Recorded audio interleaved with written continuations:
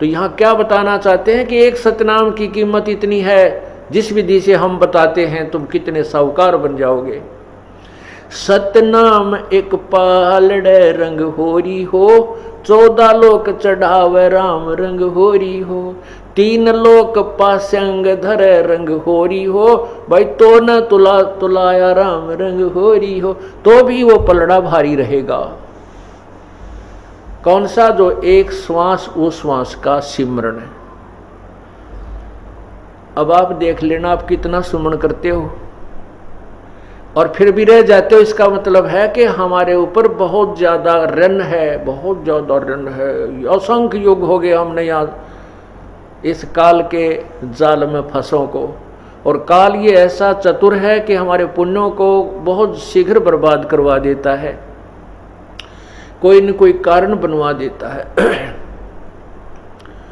और फिर हम जैसे थे उसे फिर हो जाए।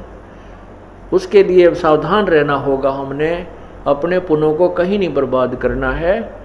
घड़ी डिमांड भी ना करनी चाहिए परमात्मा से, मन ये दे दे, मेरा ये हो जा, 2 कोठी हो जाए, एक और बना लूँ, ये भगवान एक छोरा का और थोड़ा प्लाट मिल जाए, हम यही तंग मांगते रह जाते हैं। नहीं, परमात्मा से आप मोक्ष, भक्ति और मोक्ष मांगिए, और भक्ति में ये सब अपने आप मिल जाएंगी जिनकी आप अलग से डिमांड करते हो। जैसे किसान गेहूं बीजता है और उस किसान के पास अपना कोई पशु भी नहीं है, ट्रैक्टर से सारा काम कर रहा है, तो गेहूं बीजेगा किस लिए? कि वो अपने परिवार का पेट भरे। प्रथम तो उसने अपने परिवार की और अपने जो है जीवन रक्षा के लिए गेहूं की आवश्यकता है। उससे बचेगा जो सामग्री तो उसको बेचकर अपना अन्य काम वो करेगा। तो इसी प्रकार जैसे गेहूं बीज दिया, उसका उद्देश्य था अपनी रक्षा करना, अपना पेट भरना, परिवार का पेट भरे उस अन्न से। लेकिन गेहूं वो अन्न बनने से पहले भूसा पहले बनता है। वो भूसा जो बनता है तूड़ा, वो पशुओं का चारा तो फ्री में बनता है, धक्के तो बने अपने आप बनता है, वो तो बाई प्रोडक्ट है उसका। किसका? कनक का, गेहूं का। इसी प्रकार यदि हम मोक्ष उद्देश्य से भक्ति मांगते हैं प्रभु से, तो उस भक्ति के अंदर यहाँ के तुमने जो ठाठ बाट की आवश्यकता है वो तो आप मिलेंगे, बिना मांगे मिलेंगे, वो तो भूसा है यहाँ का। कोई बात नहीं, अभी ज्ञान नहीं है क्योंकि हम बहुत सताए हुए हैं दुखों के, तो उसके लिए कुछ तो परमात्मा अपने आशीर्वाद से तुम्हें एडवांस लाभ दे देता ताकि आपकी श्रद्धा कबीर परमेश्वर में बने कि ये भगवान है।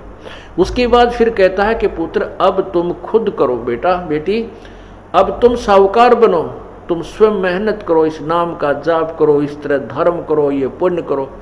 तो जैसे कोई ज़्यादा कहता है मुझे ऐसी तकलीफ है, मैं ऐसा है, तो हम कहते हैं तुम एक हवन के लिए, ज्योति के लिए संकल्प करो।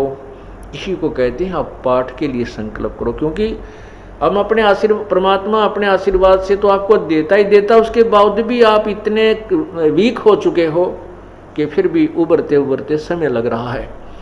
तो उसको कवर करने के लिए वो आपको बताया जाता है कि ऐसा कर लीजिए। लेकिन जो कहते हैं बिन इच्छा दो देत है सो दान कहावे, और फल बाँचे नहीं ताश का वो अमरापुर जावे। जैसे आप पुण्य करते हो या हवन के लिए, कोई भी ज्योति के लिए जो दान करते हो, ये सबसे उत्तम बताया है कि कोई बिना डिमांड के करना चाहिए, इसमें दोनों फल मिलते हैं।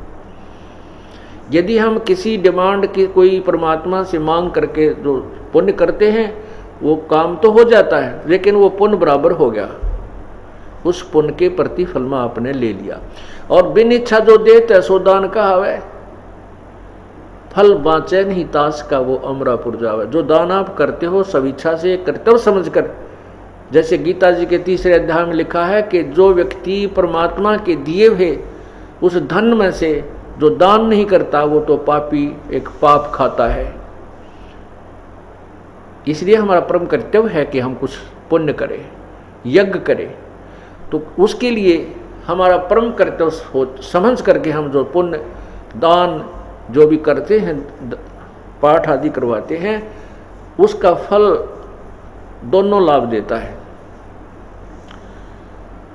वो आपके जो काम अड़े हुए हैं उनको भी सेट करता है, क्योंकि आपने बिन इच्छा एक कर्तव्य समझकर दान पाठ आदि करवाया है, और आपको